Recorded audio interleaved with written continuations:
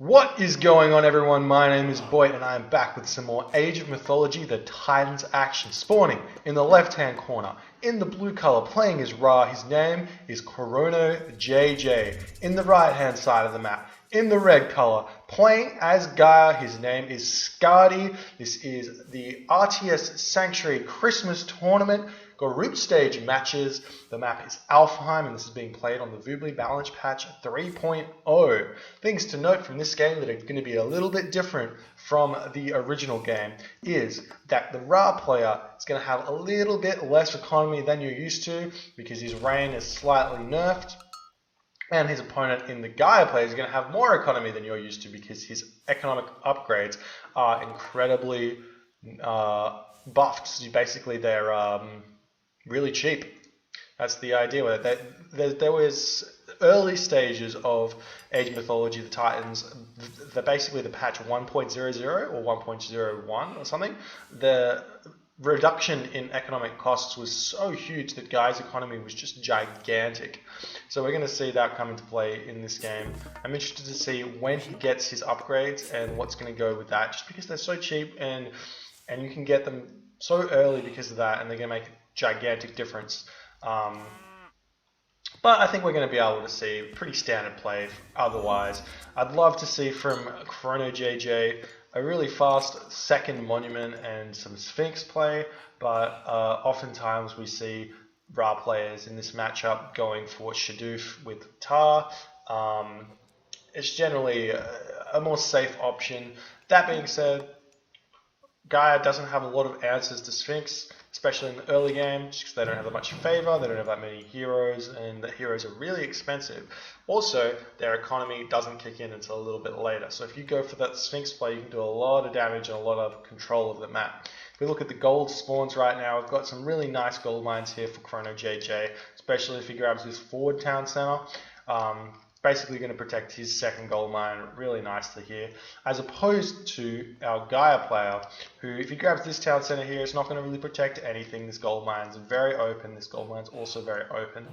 Middle town center for Skady as well, which this is not exactly great spawns. You can find it's going to be really difficult for him to get this town center if ChronoJJ puts a lot of effort into defending that or like controlling the map around that area.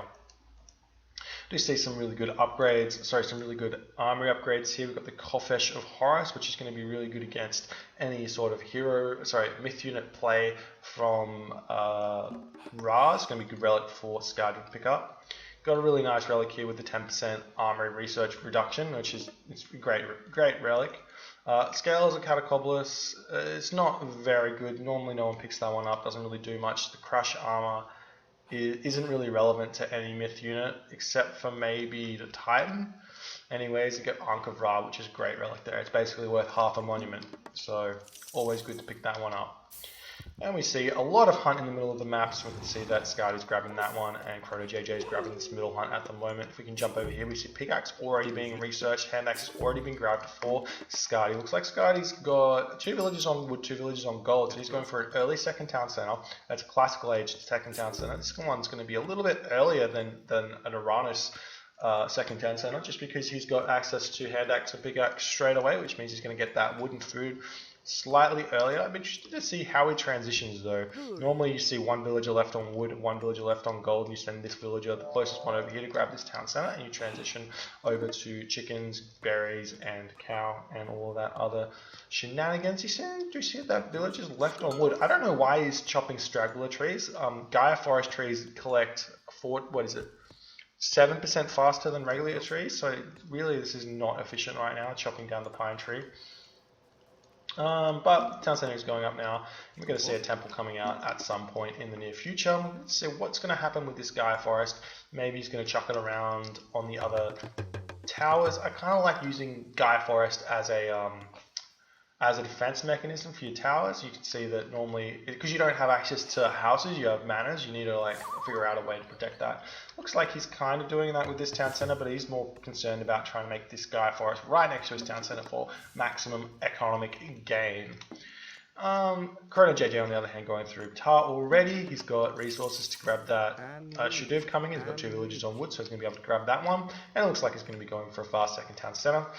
Really nice hunt spawn here, so he's going to be able to grab that super early. It's going to be nice for him. We see the Oracle Scouts for Skady picking out a little bit of the map. He's got a good understanding of what's going on, what he needs to figure out. He's found gold mines here. So he's got a lot of options, and he knows this town center spawn is not ideal for him, as opposed to this town center. He knows that this is going to get grabbed. Well, he's got a good idea. If he sees Tar, he knows this town center is getting grabbed. ChronoJJ on the other hand has not scouted very well at all. In fact, looks like he's lost a cow, which is never a good idea. So he's going to have to work out some other way to deal with that. We do see the Wadget's going to get built there. This town center needs to get empowered as soon as possible. And Skady, second town center, is up already. Is he going to the classical age just yet? Yep, he's got that one queued up. He's going through Leto. This is one of those big differences between the Voobly balance patch and the original game. Leto's been significantly buffed so that you can have some really strong automatons. Automatons are a lot stronger in Voobly balance patch 3.0 than in the original game. And they actually give Gaia a little bit of a better time against myth units in the early game, because myth units have an advantage against myth units. You can build myth units to counter myth units, and because automatons are nice and buffed up, they can deal a lot more damage and survivability against other myth units. And then they also rebuild themselves. If you win the fight, you can get those automaton that fell back. Always nice. So I'm going to see probably. Oh Jesus, husbandry and plow coming out straight away. Plow's so cheap that he's like, I don't even care. That being said, just because something's cheap doesn't mean you should get it. He's not going to be using this plow for ages, and that 33 wood and 65 gold definitely could be going somewhere else. We're just going to be picking off one of those Oracle Scouts right now. He's going to have to retreat out of the way. Unfortunately for ChronoJJ, not chasing that one down. Skady producing another Gaia forest. Again, I don't like that he's chopping down pine trees. It doesn't make sense. 7% is a lot of percent. Always chop down your Gaia forest trees first, just because you need that extra wood. But he's sitting at like 300 already, but you could probably just transfer one of those villages off wood and onto gold. Probably would be a little bit of a better situation. Do see Bowsaw going down, so he's really going hard on that wood. He's going Bowsaw straight away instead of shaft mining. He's still in lack of gold at the moment, so it's a little bit of an interesting choice. He's also getting that counter barracks out that he's just going to start producing some terma. Also throwing down a really early farm with all these cows. Normally you want to wait until the cows are pretty much extinguished before you start throwing farms down. A little bit of a preemptive thing there. We see him going down on the forward hunt of Skady, just trying to be a little bit protected there. You always want to throw down manners on forward stuff. We do see that ChronoJJ has got Shaduv, and he's looking at probably getting plow as well. Has he got that one already? Yes, he's got plow, so he's chucking down all his farms straight away. It's like throwing villages onto this gold mine here instead of the back gold mine. Always want to try and gather from the most forward gold mine possible until your opponent starts attacking you. Then you can move on to back gold mines. Always a little sneaky place right there. We're going to see a rain coming down soon. There's the rain. Armory is up, so he's going for that fast heroic of second town centers. Skady on the other hand, he's nowhere close to the second age. He has not grabbed shaft mine just yet. Only one counter barracks so far. He's chucking up in military barracks now, so he's going to be going for Mermillo and Terma.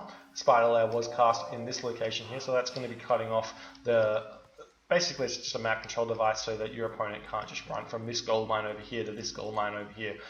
Really small things, but they're very important. I'm interested to see how ChronoJJ transitions here. It looks like he's going through Sekhmet instead of Hathor. Normally we see Ra players going through Hathor just because Locust was so strong, but Locust got nerfed, so maybe Hathor's not the strongest one. That being said, Locust never really did that much damage against Atlantean because they had access to manners, and you could never really find a place where they didn't have garrisoning. So potentially Hathor's still good, and also Pasteuchos, such a strong unit. They're so cheap. We do see the Skin of the Rhino coming out now for ChronoJJ. Really strong upgrade there. Doesn't cost that much, and villagers getting picked off there. I'm not sure what he was trying to do here. Does have a nice wall set up, but not really going to do all too much. Units can still sneak in past this, I think. That's not quite cut off here, and we do see that more medium term coming in now, trying to pick off villages. There are a couple of heroes there just to pick off the Wadget if he sees it. He's going to move in now and try and hit this gold mine. We do see a big dot stronghold going down right now. Pharaoh's going to come over here and start empowering that, retreating that priest a little bit early onto the town center there, pulling villagers back so that they don't get picked off.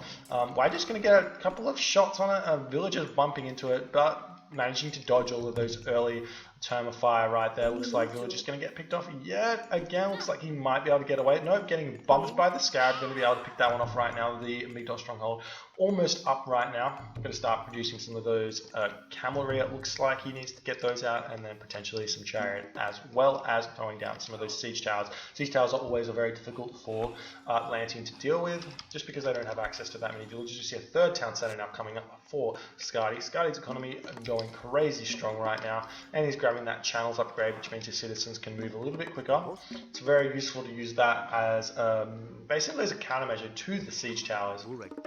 See the other mana going up now, and this guy is looking to go to that heroic age. He does have an armory up already. I'm presuming he's going to go through the traitor god, is it Rhea? I think it's Rhea.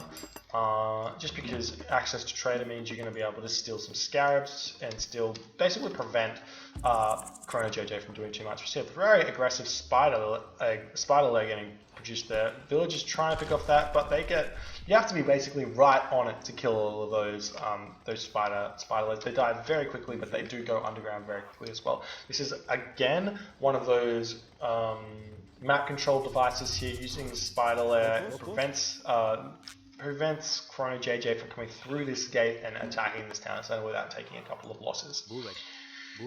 And we can see that all of the upgrades are now done for Skady. I'm interested, he is grabbing Carpenters straight away. Ooh, I didn't realize you could get, that must be another Voobly Balance Patch 3.0 thing right there. You can grab Heroic Age upgrades in the Classical Age. That's a really nice change. I really like that. That's very interesting. We can see that medium infantry now coming up. Part of the reason that Gaia is so strong against Ra now is means Ra can't just sit back and boom, because Gaia's boom is so strong. And basically what ChronoJJ is doing is sitting back and booming. He's grabbing his third town center though, so he's playing a little bit of catch up. He is ahead in tech though in the heroic age. Skady now hitting Rhea with that Trader God power. He's probably going to use that Trader on this Scarab straight away. There's nothing much better you can use from that.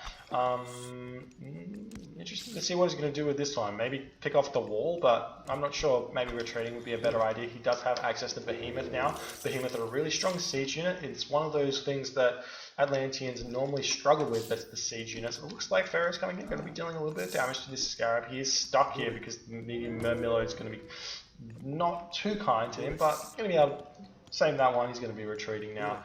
And straight to the Mythic Age. That's a really quick Mythic Age.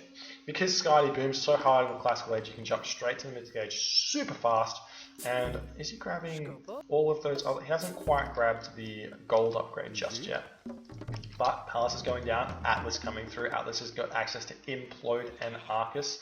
Super strong units. And we do see Murmillo getting heroized now to deal with that Wadget as much as possible. But funnily enough, not actually getting any hits on that. Might have been better to not heroize, which would have been funny. What's going to go on here? He's got a couple of idle ChronoJJ units back in his base. ChronoJJ trying to fight now. He's got his Pharaoh coming in, trying to pick off this Scarab, so the Scarab doesn't do too much. Looks like the Scarab is going to get picked off right now, and ChronoJJ is going to take that little bit of a win there. He's sitting at 122 of 135 population. Sky's sitting at 129 of 145. So both players sitting at pretty nice population limits. We see a bunch of these siege workshops coming in now. Looks like Sky's trying to come into this gold mine. He sees it as an option to attack. I wouldn't mind seeing these cavalry move onto this back location right here, but does ChronoJJ even know that it exists? He does not know it exists. There's one thing about Ra that some people forget. You don't have any archaic scouting options, but as soon as you hit the Classical Age or even the Heroic Age, you can just send one unit, one cavalry unit to just scout. You're not going to lose it because it's so quick, and you can just scout around and figure out what's going on in the map a little bit later, and in order to raid and do some things like that. We do see the Tomer coming in right now, going to pick up all of these these chariot archers. The siege tower in the front though, you never want to be targeting that one. He takes so much damage. Skady does hit the Mythic H3 Atlas right now. He's got access to implode. He's going to be trying to do what he can in order to finish off ChronoJJ right now. He's really far ahead in tech, and his economy is huge right now. All of these term are going to be picking off these chariot archers really quickly, but ChronoJJ is still sitting at a pretty respectable population. Doesn't he keep booming as hard as he can. We do see the destroyers coming right now. Villagers trying to pick that off right there, but there is a heavy Mamilla right now, picking off all of those villages. The villagers do have skin of the Rhino though. Argus coming in right now. Can he use his special ability on a villager? I'm not 100% sure about that. However, looks like Skady going to be rotating around over here, trying to be doing what he can over on this location. We do see Fire Siphon coming out right now. They are auto-queued. I believe Fire Siphon got a little bit of a buff there, a little bit stronger. Attacking the granary, a little bit of an interesting choice there. Would prefer to see him tearing down this wall. Villagers do have a significantly reduced repair rate against walls there, but stone wall does come out just in time so that he can defend this a little bit longer. Priest going to be trying to pick off this Argus, but Argus going to get pulled down back right away. And we do see that he's going to be able to move forward and try and pick off this Citadel Center. Villagers now trying to pick off the Heavy Destroyer, but they don't do as much damage against Heavy Destroyer. Heavy Destroyer, while considered siege units, while they are siege units, sorry, they are considered infantry, so villagers do not get a bonus against them. I don't think they do, at least. We do see that the huge implode going to come in now, going to be picking off, well, not picking off the villagers, but sucking in all those villagers off gold, and going to be doing a bunch of damage to this Miguel Stronghold and a Citadel Center. Let's see how much damage it does. Boom, it does about 1,000 damage to both of those units, and we can see that this Fire Siphon going to be moving in right now and attempting to do what they can to destroy this town center. And what is ChronoJJ sitting at right now? Sitting at one. He's sitting at the population. He just needs to get these villagers to move in and defend. If he loses the Citadel Town Center, that's a huge loss for him, because he needs to have an extra house, I believe. He's one house behind. I'm not sure what's going on there. We do see a shifting sands there. Interesting choice. He does have villagers to defend against this, and maybe that's why he was doing the shift. We do see that the Citadel Town Center does get picked off there. But it's not the end of the game just yet. He can get this back if he can get all his units in to defend. However, Skady's economy, completely gigantic right now. Completely gigantic. ChronoJJ has managed to pick off this gold mine. However, there's so many villagers over here mining gold, and the llama caravans of Skady are going to be pretty good. We do see that finally. ChronoJJ using those 3 cavalry to move over here and attempt to pick off this gold mine. But I feel like Skady doesn't care that much at this point. He's got so many units, and he's moving in and just picking off all of what ChronoJJ has.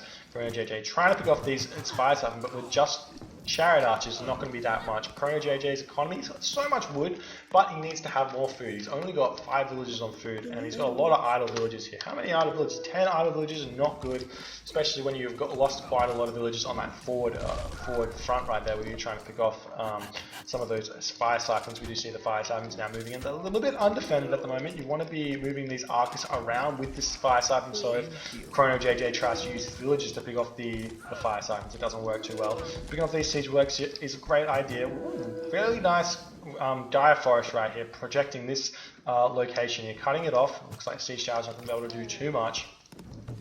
See the Fire Siphons trying to pick off this Miguel Stronghold that he's getting built right now.